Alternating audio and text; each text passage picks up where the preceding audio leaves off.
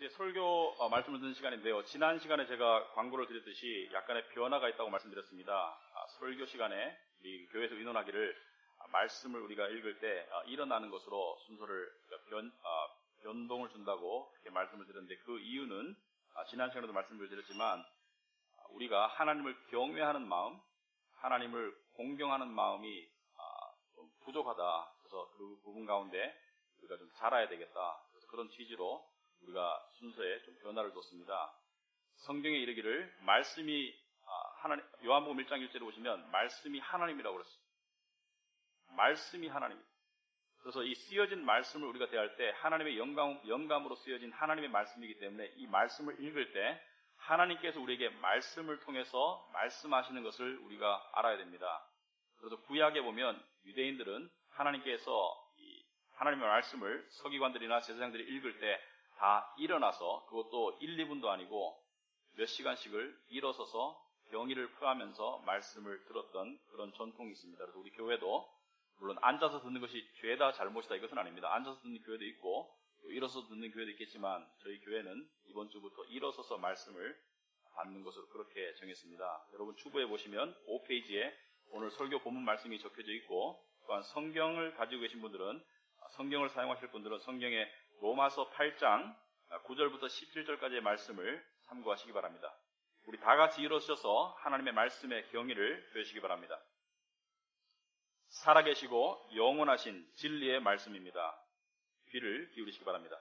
만일 너희 속에 하나님의 영이 거하시면 너희가 육신에 있지 아니하고 영에 있나니, 누구든지 그리스도의 영이 없으면 그리스도의 사람이 아니라. 또 그리스도께서 너희 안에 계시면 몸은 죄로 말미암아 죽은 것이나 영은 의로 말미암아 살아있는 것이니라.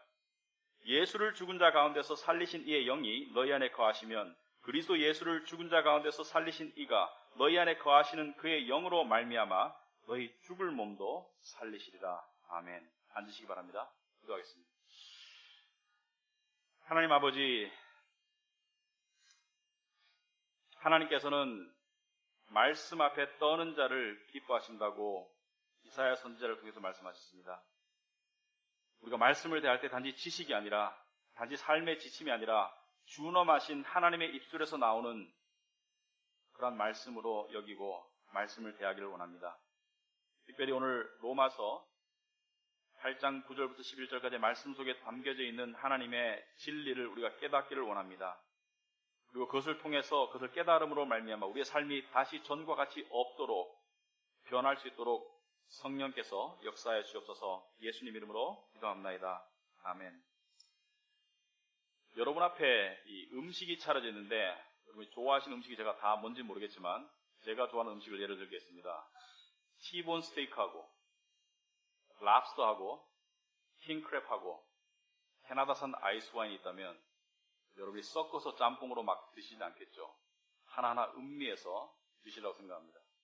로마서 8장은 우리 그리스도인들에게 마치 만찬과 같은 것입니다. 이 안에 정말 영적인 티본 스테이크하고 킹크랩, 모든 것이 다 들어있어요. 그래서 우리가 로마서 8장은 좀 슬로우 다운해서 천천히 해서 이렇게 가기를 원합니다. 오늘 두 번째 시간인데, 지난 시간에 우리가 신분과 체험에 대해서 살펴보았습니다. 그리스도인의 신분과 체험에 대해서. 그리스도인의 신분이라는 것은 한 개인이, 한 영혼이 자기의 죄를 깨닫고 예수 그리스도의 십자가를 바라보고 믿음을 통해서 죄가 용서받고 하나님의 그리스도의 의로움이 주어져서 그리스도 안에서 하나님께서 영원토록 인정하시는 사랑받는 자녀가 되었다. 이게 신분입니다. 하나님께서 보시기에 거룩하고 흠이 없는 존재가 되었다. 이 신분은 한번 주어지면 절대로 변할 수 없고 취소할 수 없고 바뀔 수 없고 하나님 누구도 빼앗아갈 수 없는 그러한 영원 불변의 신분이 되었다. 이게 그리스도인의 신분이다. 그러므로 우리는 우리의 신분을 정말로 알고 믿어야 된다. 또 그리스도인의 체험이라는 것은 우리가 하나님의 자녀가 되었지만 때로는 하나님의 자녀처럼 살다가 때로는 하나님을 모르는 사람처럼 살기도 하는, 왔다 갔다 하는 우리의 체험, 하나님의 말씀에 순종하기도 하고 불순종하기도 하는 체험에 대해서 우리가 살펴보았고, 오늘 더불어서 우리의 신분과 우리의 체험, 그리스도인의 신분과 체험과 성령님과는 어떤 관계가 있는가?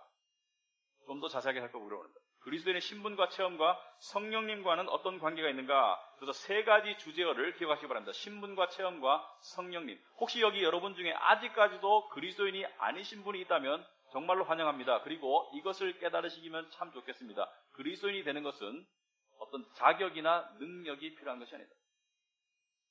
하나님의 선물이다. 오직 그리스도 안에서 주어지는 하나님의 선물이다. 하나님의 사랑이다. 그래서 크리스찬이 된다는 것은 크리스찬은 난 크리스찬보다 잘난 게 없다. 똑같은 죄인이다. 그럼에도 불구하고 하나님의 은혜를 믿음으로 받는 것이 그리스도인이라는 것을 깨달은다면 저는 더할 나위 없이 기쁠 것입니다. 오늘 여러분 준비가 워밍업이 다 됐기 때문에 이제 9절부터 보도록 하겠습니다. 9절에 보시면 만일 너희 속에 하나님의 영이 거하시면 너희가 육신에 있지 아니하고 영에 있나니 누구든지 그리스도의 영이 없으면 그리스도의 사람이 아니다. 계속해서 신분을 이야기하고 있는데 너희 속에 하나님의 영, 성령이 거하시지 않으면 그리스도의 사람이 아니다. 그리스도인이 아니고 성령이 너희 안에 거하시면 너희가 영에 속한 하나님의 나라에 속한 신분이 되고 성령이 없으면 여전히 육에 속한 신분이 된다. 여기서 육에 거한다는 것은 육신에 있다는 것은 하나님을 믿지 않고 영적인 눈이 뜨이지 않은 자연인 상태를 말합니다. 하나님을 믿지 않고 영적인 눈이 뜨이지 않은 자연인 상태에 있는 사람을 말하고 영에 있다는 것은 예수 그리스도를 믿게 되어서 영적인 눈이 띄어지고 영적인 하나님의 자녀의 신분이 생긴 사람을 말한다. 그래서 이 그리스도인이 된다는 것은 우리가 도덕적으로 우리가 어떤 능력적으로 종교적으로 열심히 있어서 도덕적으로 탁월해서가 아니라 오직 하나님께서 우리를 그리스도 밖에 있던 우리를 십자가를 믿는 믿음을 통해서 그리스도 안으로 갖다 놓아주셨다. 그리고 그 안에다가 영을 부어주셨다. 우리가 소위 말하는 신내림 있죠. 하나님의 거룩한 신이 우리 안에 내려오셔서 우리 안으로 꽂히게 되었다. 그래서 우리가 그리스도인이 된다. 우리의 노력과 우리의 재능과는 관계없이 오직 하나님의 신이 하나님의 영이 우리 안에 내려오셨다. 이것이 그리스도인이다. 그래서 그리스도인이 되면 비로소 영적인 세계에 눈을 뜨게 됩니다. 이 세상이 전부가 아니고 이 세상은 지나가는 것이며 지금 다가오는 영원한 세상이 있다는 것을 알게 되고 그리고 이 세상의 주인은 내 인생의 주인은 내가 아니라 모든 천지 만물을 지으신 하나님이 나의 인생의 주인이라는 것이 깨달아지고 그리고 하나님이 내 하나님이 그 하나님이 나의 하나님이고 더 나아가서 나의 아버지라는 것이 깨달아지는 것이 성령께서 그 안에 들어온 사람들의 삶의 변화입니다. 그래서 성령이 우리에게 처음 깨닫게 하는 것은 우리의 신분을 깨닫게 합니다. 그리스도 안에서 우리가 하나님의 백성이 되고 하나님의 자녀가 되었다는 신분을 깨닫게 하는 것이 성령의 역할이다. 그렇지만 우리가 여전히 육신을 가지고 있기 때문에 아까 말씀드렸듯이 우리의 육신의 모습은 하나님의 자녀로서의 삶을 살다가도 또 때로는 불순종의 삶을 살아가는 소위 지킬 박사와 하이드 같은 이 두 가지 모습이 공존하게 됩니다. 대중 앞에서 내가 조심할 때는 이 선량한 지킬 박사의 모습이 나오지만 사람이 안 볼 때라든지 내가 통제할 수 없는 상황에서는 하이드가 튀어나오는 악이 튀어나오는 그래서 우리는 이 상황 속에서 그리스도인으로서 거듭나고 하나님의 자녀가 되고 의로운 신분을 얻었는데 왜 나는 계속해서 죄를 짓게 되는 것일까? 혼돈스럽고 또 때로는 이 자기 모순성 속에서 좌절감을 느끼게 됩니다. 그럴 때 우리가 두 가지 질문을 하게 됩니다. 첫째는 내가 이렇게 살아도 크리스찬인가? 내가 이렇게 살아도 크리스찬인가? 여러분이 정말 예수 그리스도를 믿고 성령을 받았다면 여러분은 어떻게 살아도 크리스찬입니다. 여러분의 삶의 체험이 어떠한 변화가 있을지라도 여러분의 신분은 절대로 변할 수 없기 때문에 여러분은 크리스찬이 맞습니다. 그러나 내가 계속 이렇게 살아도 되나? 그렇게 계속 살아서는 안 됩니다. 그렇게 계속 살면 여러분은 사망을 체험할 것입니다. 소위 초조함과 불안함과 걱정과 교만과 절망 사이를 왔다 갔다 하는 살아있으나 죽은 것 같은 사망의 삶을 체험하게 될 것이다. 여러분 오래전 영화 중에 거지 왕자라는 영화가 있었습니다. 제 생각에 영국을 배경으로 한 영화인 것 같은데 원래 태생은 왕자예요. 그런데 어떠한 우여곡절 끝에 이 사람이 이 평민 그것도 거지의 신분으로 거지의 모습으로 살아가는 그런 영화입니다. 그런데 어느 날 이 왕궁에서 사람들을 보내서 이 왕자를 찾아옵니다. 그래서 이 왕자 거지같이 살고 있는 옷도 누더기이고 음식을 주워 먹던 이 거지를 데려다가 궁궐에 데려다 놓으니까 이 왕자가 계속 거지의 행동을 하는 것이죠. 음식도 손으로 집어먹고 좀 이렇게 고기에 벼슬이 높아 보이는 신하들을 향해서 막 절을 하고, 그리고 옷도 안 갈아입고 샤워도 안 하고, 그러니까 이 신하들이 이 왕자를 왕자의 모습으로 돌려놓기 위해서 계속 왕자에게 무엇을 합니까? 이 왕자에게 너의 신분은 거지가 아니라 너의 신분이 왕자라는 것을 계속 주입시켜줍니다. 그래서 계속 주입시킴을 통해서 이 왕자라는 신분을 깨닫고 더 이상 거지로서의 삶이 아니라 왕자로서의 삶을 살 수 있도록 도와주는 모습을 보듯이, 성령께서도 우리에게 우리의 신분을 계속 일깨워 줌으로 말미암아 우리가 더 이상 죄인의 삶이 아니라 우리가 의로운 삶으로 나아갈 수 있도록, 우리의 체험을 변화할 수 있도록 우리에게 역사하고 계신다. 그러므로 우리의 체험은 우리의 신분을 변화시킬 수 없습니다. 크리스찬의 체험이 어떠할지라도 그의 크리스찬의 신분은 변하지 않고, 비기독교인의 거듭나지 못한 사람의 체험이 아무리 종교적이고 아무리 선행할지라도 그 신분을 가져다 주지는 못합니다. 그 신분은 오직 은혜로 예수 그리스도를 믿는 믿음으로만 주어지는데, 이 신분을 깨닫는 것이 체험의 변화의 가장 확실한 방법이다. 그래서 이 신분과 체험 사이의 괴리를 좁히는 것을 성화라고 합니다. 나의 의로운 신분에 따라서 나의 체험이 의로운 신분을 닮아가는 것이 성화이고, 이 성화를 이루어 가시는 주체가 성령님이다. 그래서 신분을 받은 경로도 성령님이고, 성령께서 우리 안에 오셔서 이 신분을 깨닫게 해주셨고 그리고 이 신분을 통해서 체험이 변화하는 이 성화의 과정도 주체는 성령님이다. 그래서 이 성령님이 누구신지, 무엇을 하시는지에 대해서 무지하면 그리스도인의 삶에 질서나 성화가 있기가 상당히 어렵습니다. 그래서 우리는 이 성령에 관한 몇 가지 사실을 짚어봐야 됩니다. 지난주에도 이야기했지만 아직까지도 헷갈리는 부분이 많아서, 성령님은 누구시고 무엇을 하시는가? 9절에 보니까 만일 너희 속에 하나님의 영이 거하시면 너희가 육신에 있지 않고 영에 있나니 누구든지 그리스도의 영이 없으면 그리스도의 사람이 아니다라고 말하고 있습니다. 여기 보면 하나님의 영이 성령이고 또 그리스도의 영도 성령입니다. 왜냐하면 하나님과 그리스도는 예수는 같은 분이기 때문에, 소위 우리가 말하는 삼위일체, 성부 하나님, 성자 예수님, 성령님은 세 분의 인격이시지만 동시에 한 분이다. 이것을 분석하고 이해할 수 있도록 설명할 수 있는 사람은 하나님밖에 없습니다.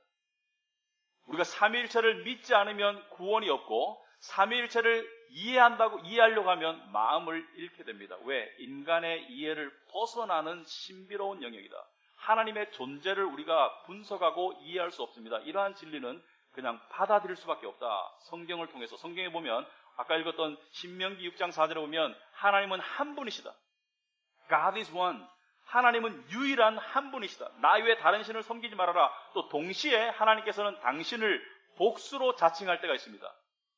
구약에 보면 엘이라는 단어가 하나님인데 엘로힘은 하나님의 복수입니다. 예를 들어서 창세기 1장 26절에 보시면 이런 말씀이 있죠. 우리의 형상을 따라, 하나님께서 하신 말씀이, 우리가 우리의 형상을 따라 우리의 모양대로 우리가 사람을 만들자. 여기서 말하는 우리는 하나님 한 분을 지칭하는데 복수로 지칭하시는 이유는 삼위일체의 하나님, 성부, 성자, 성령의 하나님을 동시에 지칭하기 때문에 복수로 지칭하고 있다. 그런데 우리는 성부 하나님에 대해서는 좀 알아요. 예수님에 대해서도 좀 알 수 있습니다. 그런데 성령님에 대해서는 굉장히 잘 모르고 있어요. 어떤 사람은 성령님을 어떤 에너지로 생각하더라고요. 에너지. 하나님이 주시는 에너지, 기로. 어떤 사람은 성령님을 어떤 초자연적인 일을 하는 힘으로 생각하시더라고요. 물론 성령님과 하나님께는 그러한 힘이 있지만, 성령님은 근본적으로 에너지나 힘이 아니라 성령님은 근본적으로 생각과 감정과 관계를 맺어 나가시는 인격체라는 것을 알아야 됩니다. 성부 하나님과 성자 예수님처럼 성령님도 인격체이다. 그리고 성령님은 우리의 구원에 있어서 굉장히 중요한 역할을 담당하시는 분이다. 성부 하나님과 성자 예수님과 함께. 여러분, 우리의 구원을 바라보면 우리의 구원은 삼위일체 하나님이 총체적으로 역할하신 것이 우리의 구원입니다. 성부 하나님께서 우리의 구원을 계획하셨어요.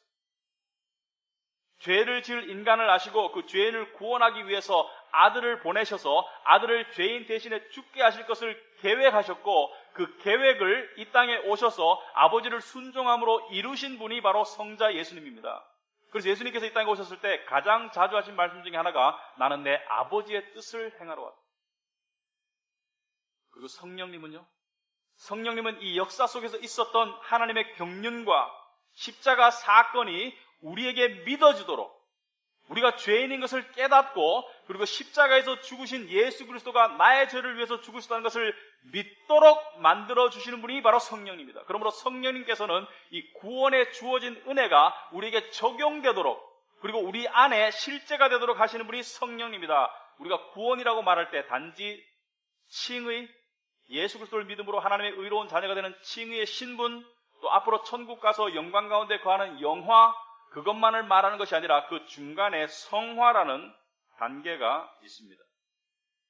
그래서 여러분은 성령님을 통해서 두 가지를 깨닫게 됩니다. 첫째는 하나님이 나를 위해서 무엇을 하셨는지, 하나님이 예수 그리스도를 통해서 나를 구원하시기 위해서 무엇을 하셨는지를 깨닫고 믿도록 하신 것이 성령님이고, 두 번째는 성령님은 지금 하나님께서 내 안에서 무엇을 하시는지를, 현재 무엇을 하시는지를 깨닫게 해주는 것이 성령님입니다. 예를 들어서 저는, 여러분은 의로움과 거룩함과는 거리가 먼 사람들입니다.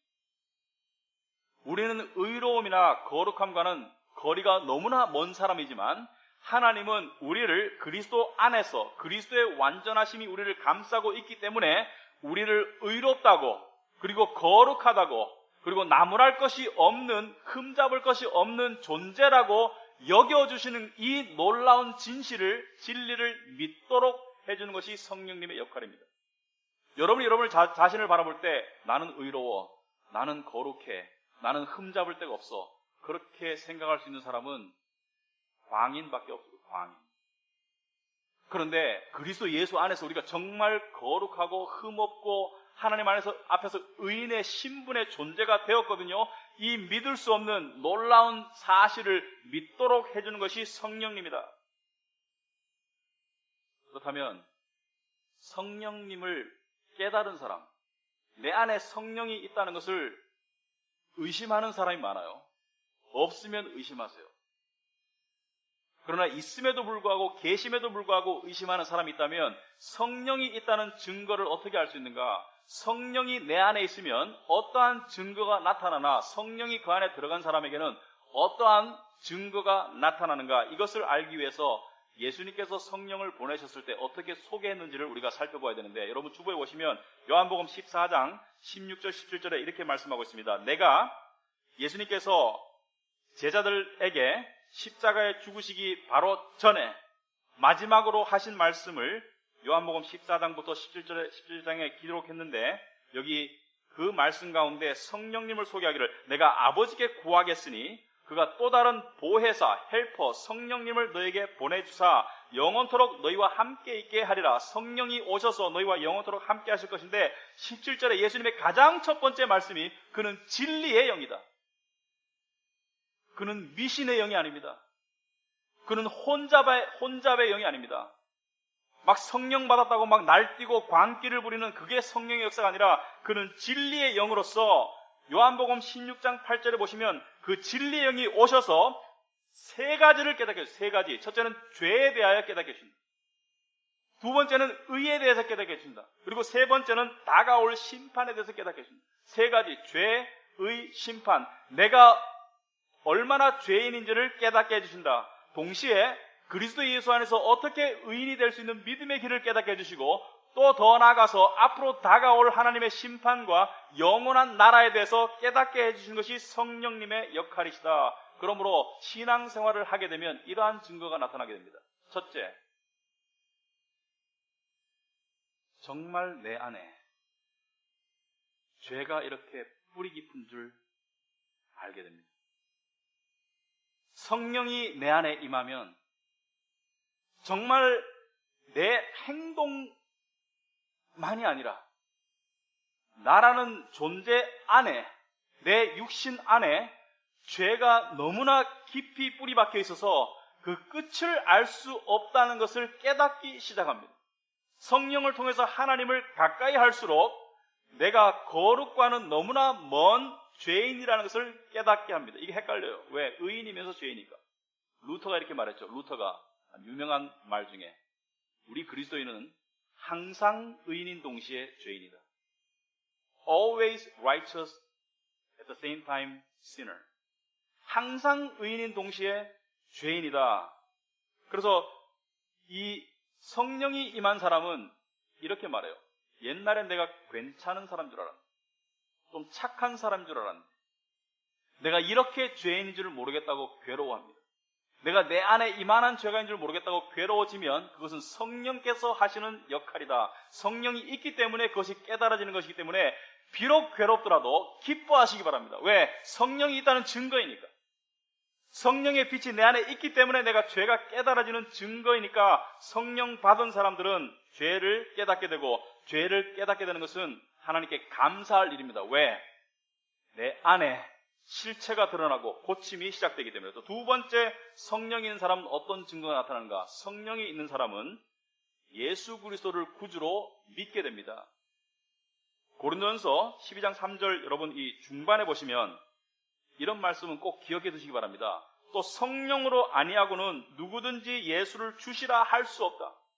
성령으로 아니하고는, 성령이 없이는 예수 그리스도를 주라고 입으로 고백하고 마음으로 믿을 수가 없다는 것이죠. 내가 예수를 주라고 고백하고 마음으로 믿을 수 있는 그 이유는 성령께서 내 안에 계시기 때문에, 그래서 성령께서 나에게 믿음을 주셨기 때문에. 믿음도 선물입니다.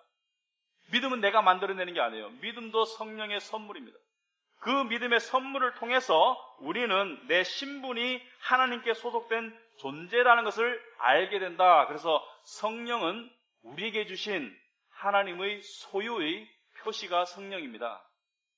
여러분, 세상에는 많은 종류의 사람이 있지만 두 종류의 사람밖에 없습니다. 하나님 것과 하나님 것이 아닌 사람.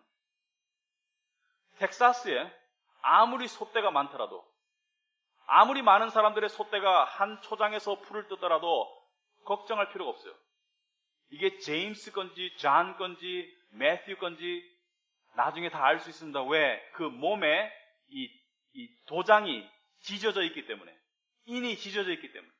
마찬가지로 여러분 에베소서 1장 13절에 오시면 그 안에서 그리스도 안에서 너희도 진리의 말씀 곧 너희의 구원의 복음을 듣고 그 안에서 또한 믿어 약속의 성령으로 인치심을 받았으니, 약속의 성령으로 하나님께서 너는 내 것이라는 도장을 콱 찍었다. 우리의 심령 가운데.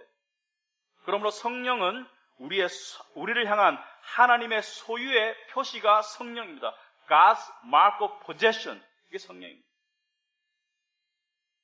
이 내주하시는, 우리 안에 계속 계시는 성령께서는 우리를 가르치시고, 우리를 위로하시고, 우리를 인도하시고, 때로는 우리의 죄 때문에 근심하시고, 또 우리의 고난 때문에 탄식하시는 것이 성령입니다.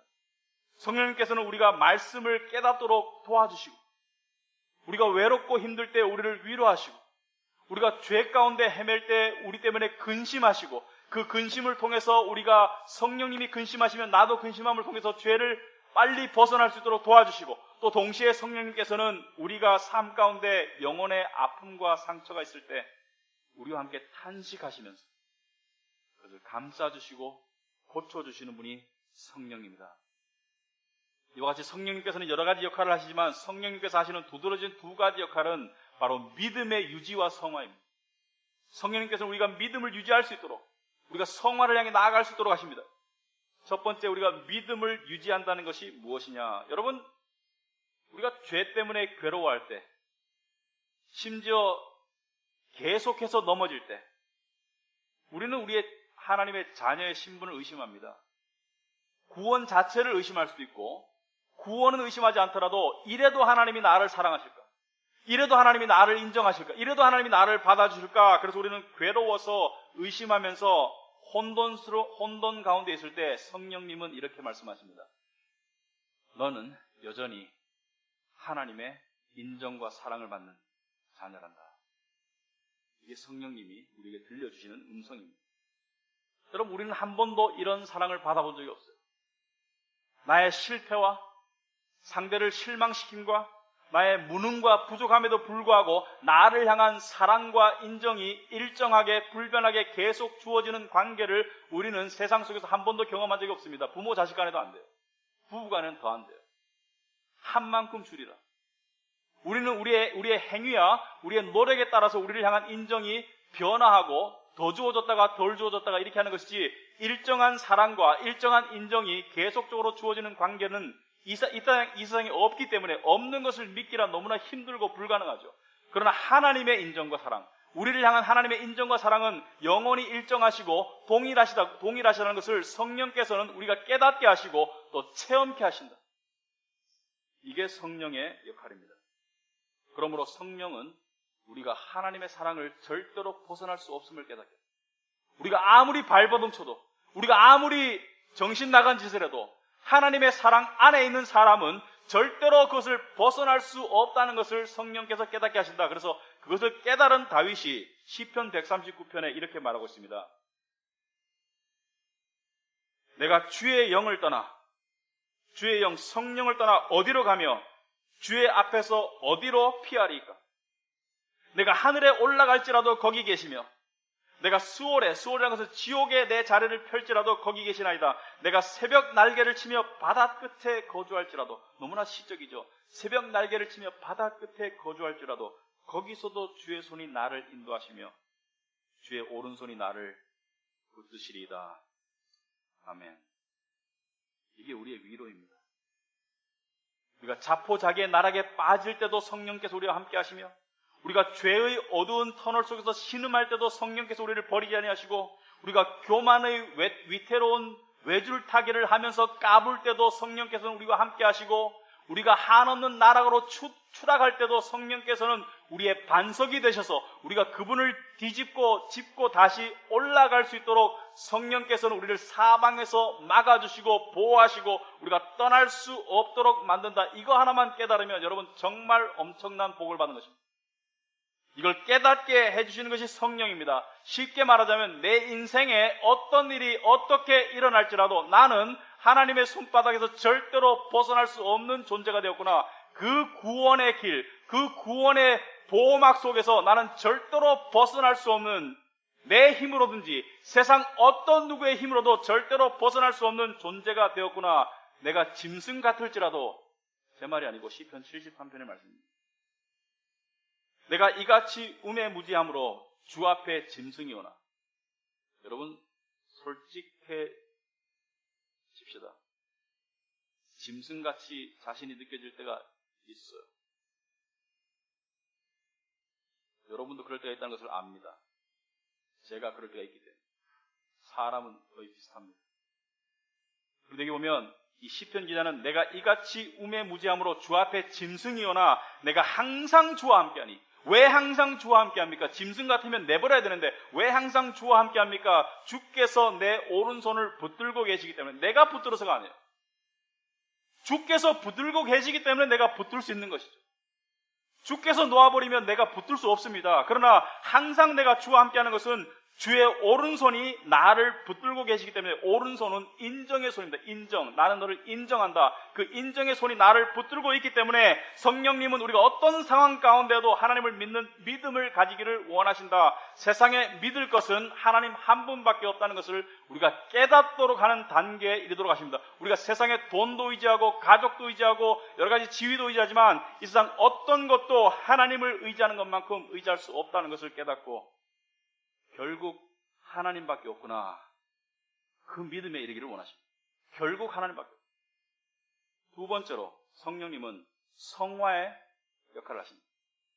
여러분 성령이 그 성령, 성스러운 영, Holy Spirit. 성령은 진리의 영인 동시에 거룩의 영이죠. 그렇다면 이 거룩의 영이 우리 안에 있어요. 우리가 지난 시간에 살펴보았듯이 그리스도인 안에는 옛 육신, 죄의 본거지가 되는 옛 육신과 의로움으로 거듭난 새 자아가 있습니다. 새로운 피조물이 있고 이 둘이 공존하는 가운데 우리 안에 성령께서는 어떤 역할을 하시는가? 성령께서 단지 나의 새로운 자아가 옛 육신과 대치한 상태에서 그것을 견디고 그것을 이기도록만 하시는가? 마치 미군이 한국에 주둔함으로써 우리가 북한의 위협과 북한의 그 공격을 견디고 방어하는 역할만 하시는가? 저는 옛날에 그렇게만 생각했습니다. 성령께서 그렇게만 하시는 줄 알았어요. 그런데 오늘 본문에 보면 너무나 놀라운 사실이 하나 있습니다. 너무나 놀라운 사실. 11절 한번 보시고요. 11절 보시면 예수를 죽은 자 가운데서 살리신 이의 영. 예수를 죽은 자 가운데서 누가 살리셨어요? 누가 부활시켰어요? 하나님이. 하나님의 영, 성령이 너희 안에 거하시면 그리스도 예수를 죽은 자 가운데서 살리신 그 하나님께서 너희 안에 거하시는 그의 영, 성령으로 말미암아 성령을 통해서 너희 죽을 몸도 살리시리라. 너희 죽을 몸도 살리시리라. 죄의 육신의 그 몸도 의의 병기로 만드시리라. 무슨 말이냐면 쉽게 말하자면 죄를 습관적으로 짓던 우리의 육신이 의로운 행동을 할 수 있도록 만드시는 분이 바로 성령이다. 그러니까 성령께서는 단지 대치 상태에서 우리의 거듭난 새 생명에게 힘만 주시는 분이 아니라 성령께서는 그 육신을 공격하고 쳐부수고 지배하고 그 육신을 의의 종으로 만드는 것이 성령님이 하시는 일이다.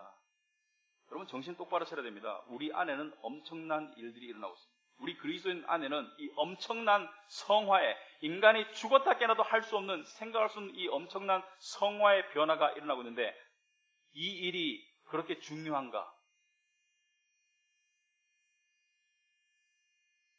여러분 당연한 질문을 한 것 같죠? 이 일이 그렇게 중요한가? 이 성화의 일이 그렇게 중요한가? 제가 그렇게 중요한가라는 것은 이 성화라는 일의 본질이 중요하냐는 것이 아니라 이 성화의 일이, 성령께서 이루시는 성화의 일이 나에게, 여러분에게 그렇게 중요한 일인가? 왜냐하면 우리는 이것이 중요하지 않다고 생각하고 살아가요. 돈 버는 게 중요하고, 세상에서 성공하는 게 중요하고, 내가 건강한 게 중요하고, 다른 많은 중요한 일들 가운데 하나도 안 되게 살아갈 때가 많습니다. 그런데 이 일이 우리에게 중요한가? 엄청나게 중요합니다. 왜 그러냐면요, 우리의 존재 안에 성령께서 24시간 7일 일주일 1년 12달 1년 365일 계신다고 생각하신다면 여러분의 삶 가운데 그런 사람 없습니다. 여러분이 아무리 좋아하는 애인이나 아무리 좋아하는 친구가 있어도 하루 24시간 같이 붙어있지는 않아요. 붙어있으면 좋아하지 않게 돼요. 냄새가 나기 때문에 서로 죄에. 근데 성령께서는 우리와 다른 어느 누구보다도 우리와 계속 함께 동행하시는 분이기 때문에 여러분 친한 사람은 주된 관심사가 같아야 돼요. 친구끼리 주된 관심사가 틀리면 친구가 될 수가 없습니다. 여러분 비즈니스 동업하는 사람은 관심사가 뚜렷이 같잖아요. 동호회 사람들이 왜 모입니까? 같은 주된 관심사가 있기 때문에. 동호회 사람들이 모이듯이 부부가 정말로 가까워지려면 주된 관심사가 같아야 돼요. 그래서 와이프는 애한테 신경이 꽂혀 있는데 남편은 골프에 꽂혀 있으면 절대로 부부가 가까워질 수 없습니다. 주된 관심사가 공유되게 하기 위해서 부부는 서로 노력하고 또 친구들도 노력하고, 그래서 우리는 주된 관심사가 같아야 되는데 성령께서 하시는 주된 관심사가 성화인데 나는 세상의 것들이 주된 관심사가 된다면 절대로 여러분은 평강하거나 행복할 수 없습니다. 성령의 주된 관심사가 나의 주된 관심사가 되기 전에는 절대로 여러분이 그리스도인이라면 여러분 삶 가운데 절대로 진정한 만족과 평강은 주어지지 않습니다. 그러므로 성령의 주된 관심사에 귀를 기울여야 됩니다. 성령께서 우리 안에 이루어 가시는 일이 무엇이냐? 성화인데 이 성화라는 것은 겉으로의 행동의 변화만을 말하는 것이 아닙니다. 내가 거짓말하고 음란하고 도둑질하고 이것만 변화하는 것이 아니라 더 중요한 변화는 내면의 변화입니다. 이 내면의 변화는 우리가 성령의 도움이 없이는 무엇이 변해야 되는지 그 실마리조차 알 수 없습니다. 우리는 그걸 알 수가 없어요. 여기에도 저와 비슷한 성품의 사람들이 있을 줄 압니다. 저는 태생이 성공지향적인 사람입니다. 모르셨나요? 냄새가 난다고 하던데. 제가 비즈니스를 할 때도 그리고 교회 개척을 했을 때도 제 안에는 성공하고 싶은 그런 욕망이 있었습니다. 그래서 성공을 위해서 노력했고, 성공을 위해서 도움되는 방향으로 움직였고, 성공을 얻기 위해서 내 자신을 단련하고 내 자신을 채찍질했지만, 많은 경우 제가 원하는 성공은 한참 동안 주어지지 않았습니다. 주어질 기미가 안 보였어요. 그래서 하나님께 그랬습니다. 아니 하나님, 제가 좋은 일을 하잖아요. 제가 성경 말씀을 전하잖아요. 왜 제가 원하는 형태의 성공을 안 주시냐고 따져본 적이 한두 번이 아니에요. 근데 첫 번째 깨달음이 왔어요. 네가 성공하면 교만해질 거니까 하나님께서 성공을 안 주신다. 근데 그 깨달음이 얼마 못 가서 또 다른 의문으로 빠졌습니다. 그게 다가 아닌 것 같아요. 그 이면에 또 다른 이유가 있는 거예요. 더 깊은 이유가. 하나님께서 절대 주권자이시기 때문에 하나님 원하는 대로 하시겠지, 그 깨달음에 이르렀습니다. 근데 그 깨달음도 전부가 아니었습니다. 어느 순간부터 이걸 깨달았어요. 얘야, 너는 왜 성공을 그렇게 원하니?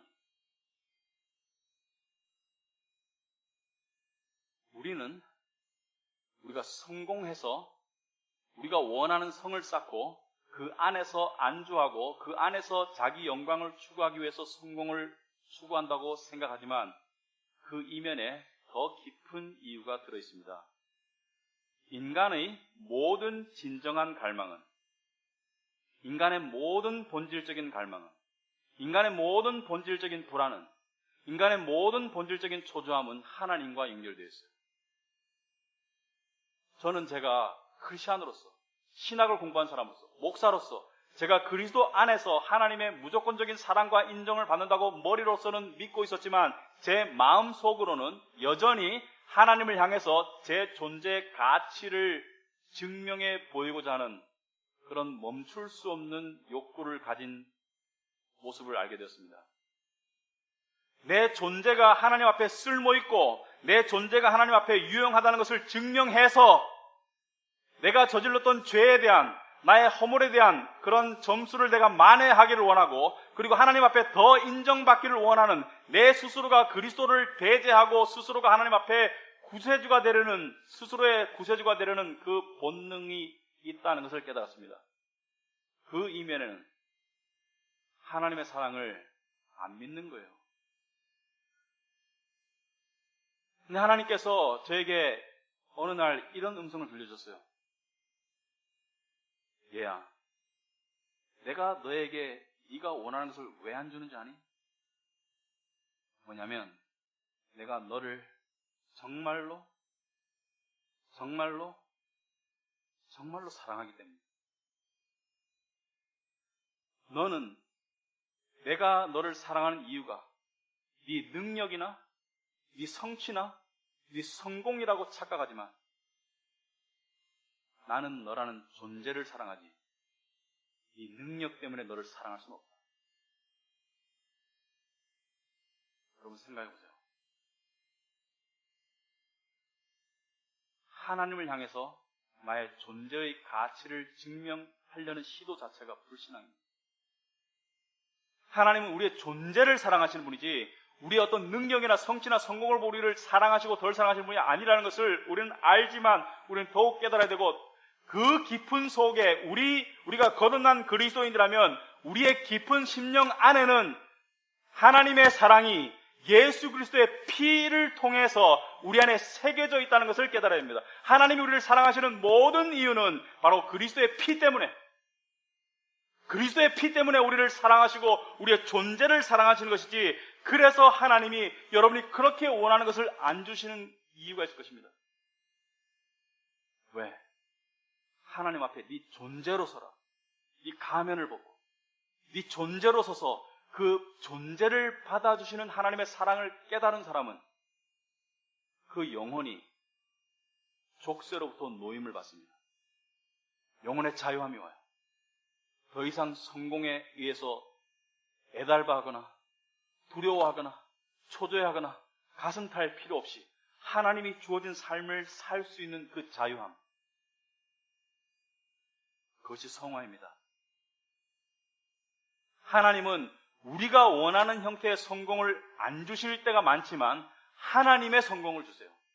하나님의 성공은 무엇입니까? 하나님은 우리가 뼛속까지 하나님이 나의 존재를 사랑하시는 것을 깨닫고 그것을 깨달음을 통해서 그 하나님의 사랑에 힘입어서 우리가 마음이 달라지고 삶이 변화하기를 원하세요. 이게 성화입니다.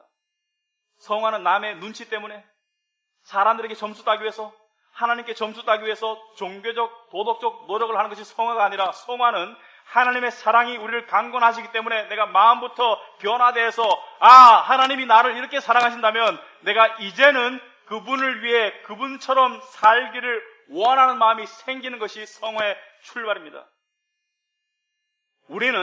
저는 이런 성령님의 주된 관심사를 깨닫지 못하고 우리의 주된 관심사를 하나님께 주입시키느라고 너무나 바빠요.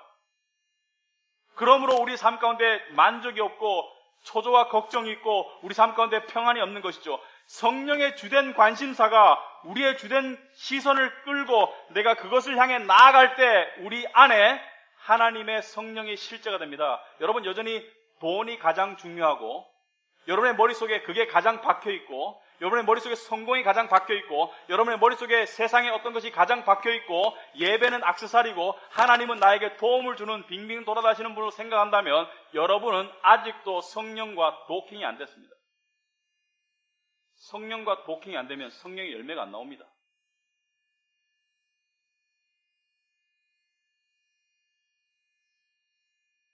두 번째로, 성령께서는 이 성화의 일을 왜 하시는가? 어차피 우리는 죽을 거예요. 어차피 우리는 칭의를 얻었고 어차피 우리는 영화로 들어갈 것이고 천국에 갈 것이라면 여러분, 이런 녹두가 될 때가 있죠. 빨리 좀 천국에 데려가지. 힘들어 죽겠는데. 아니면 예수님 빨리 오시지. 힘들 때만 그런 소리 잘하죠. 그죠? 힘들어 죽겠다고. 여러분, 어차피 영광 가운데 들어갈 것이고 어차피 죄의 존재로부터 벗어날 것이라면 왜 하나님은 여기서 우리가 성화의 과정을 거치도록 하시는 것일까? 세 가지 이유가 있습니다. 첫째는 하나님은 우리가 죄에 대한 지긋지긋한 기억을 갖기로 합니다. 이 죄 가운데 성령과 복음의 빛을 통해서 비춰주는 내 안의 죄, 세상 가운데 있는 죄 가운데 우리는 신물이 나기를 원합니다. 하나님, 우리가 죄 때문에 이 죄의 적나라한 모습 때문에 치를 떨기를 원합니다. 죄가 이렇게 나쁜 것이구나.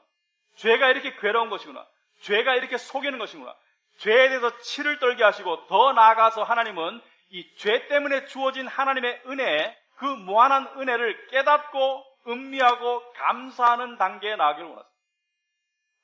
이 죄 때문에, 나의 이 죄 때문에, 세상의 죄 때문에 예수님 십자가에 오셨구나. 그러므로 이 죄에 대한 지긋지긋하고 치를 떠는 이 기억과 이 체험 속에서 우리는 동시에 하나님의 은혜를 향한 엄청난 깨달음과 감사와 영광 돌림의 상태로 나아가기를 원하신다. 그리고 세 번째 이유는 놀랍게도 하나님은 이 성화의 과정을 통해서 우리의 영광과 상급을 쌓아가십니다. 우리가 살아있는 이 시간, 자유의지를 가지고 우리가 하나님을 순종할 수 있는 이 시간이 괴로운 이 성화의 시간이 사실은 우리의 영광과 상급을 이루는 아주 귀중한 시간입니다. 헛되이 보내서는 안 돼요. 고린도후서 4장 17절에 보시면 이런 말씀이 있습니다. 우리가 잠시라는 것은 이 땅에서 일시적으로 받는 환난의 가벼운 것이, 경한 것이, 환난이 힘들어요, 무거워요. 근데 왜 가볍다고 말합니까? 비교적으로 영광과 비교했을 때 가볍다, 상급과 비교했을 때 가볍다. 이 환난의 경한 것이 지극히 크고 영원한 영광에 중한 것을 우리에게 이루게 함이니, 우리가 받는 이 성화의 이 가벼운 이 투자가 우리에게 영원한 영광의 그 엄청난 중한 것을 이뤄가는 것이니, 우리가 주목하는 것은 보이는 것이 아니요 보이지 않는 것이니, 보이는 것은 잠깐이요 보이지 않는 것은 영원함이라. 여러분, 이 보이는 것은 길고 보이지 않는 것은 가물가물한 상태에서 보이는 것은 잠깐이고 보이지 않는 영원한 나라를 바라보는 믿음의 경지에 이르는 것이 성화의 지향점입니다. 그러므로 세상이 여전히 크고 세상이 여전히 여러분의 마음에 넓은 부위를, 깊은 부위를 독차지하고 있으면 여러분은 아직 갈 길이 멀었어요. 하나님은 이 땅에 꽂혀있는 성도들을 원하지 않습니다. 그렇다고 이 땅을 무시하라는 것이 아니에요. 저 세상을 바라보기 때문에 이 땅을 성화의 삶을 열심히 살아가는 사람들을 원하는데, 여러분, 성도 여러분, 우리는 마지막에 하나님 앞에 가면 복음을 보게 될 것입니다. 우리가 이때까지 귀로 듣던 메시지가 아니에요. 복음은 예수 그리스도시죠. 그러므로 복음은 예수 그리스도에 못 박힌 손자국, 발자국, 옆구리에 찔린 이 창자국, 그 모습 그대로 예수님께서 이 땅에 오신다고 약속하셨기 때문에 우리는 마지막 때 우리가 이때까지 말로만 듣던 복음을 처음으로 보게 되는 날이 올 것이다. 그 복음 앞에 섰을 때, 우리를 위해서 십자가에 찔리시고 죽으신 복음 앞에 섰을 때, 성화에 합당한 삶을 살아갔던 사람들은 자신의 의인의 신분에 따라서 천국에 들어갈 것이지만, 믿음을, 하나님을 자신의 성공과, 자신의 세상의 성공과 성취의 도구와 수단으로만 여겼던, 또한 자기 성을 쌓고 자기의 영광을 추구하는 데 필요한 도움쯤으로 생각했던 신앙생활을 했던 사람들, 믿는다고 착각하면서 종교 생활을 통해서 세상의 것들을 얻으려고 열심히 교회 다녔던 모든 사람들을 향해서,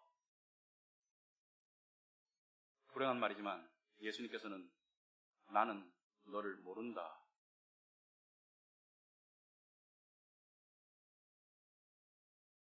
나는 너를 모른다.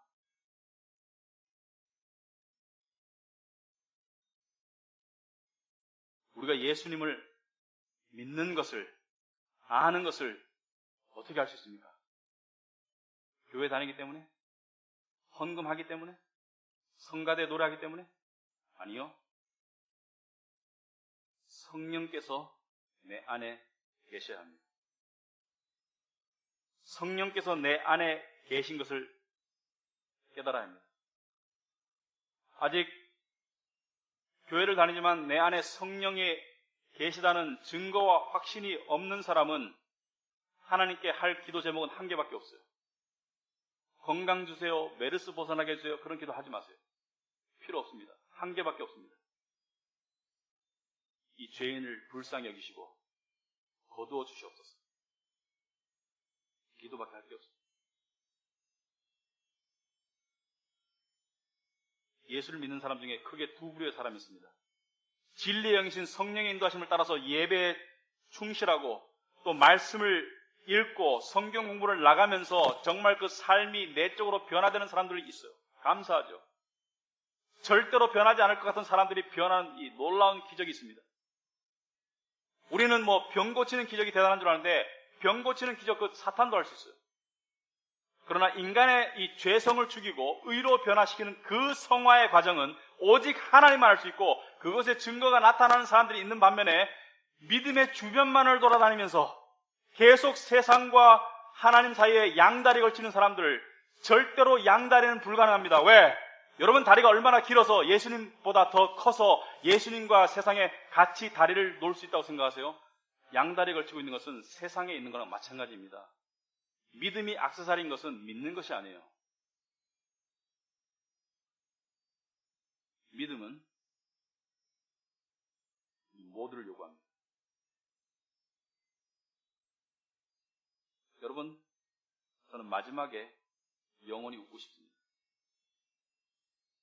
여러분도 마지막에 예수 그리스도 앞에서 울고 웃을 수 있는 그런 영혼이 되길 바랍니다.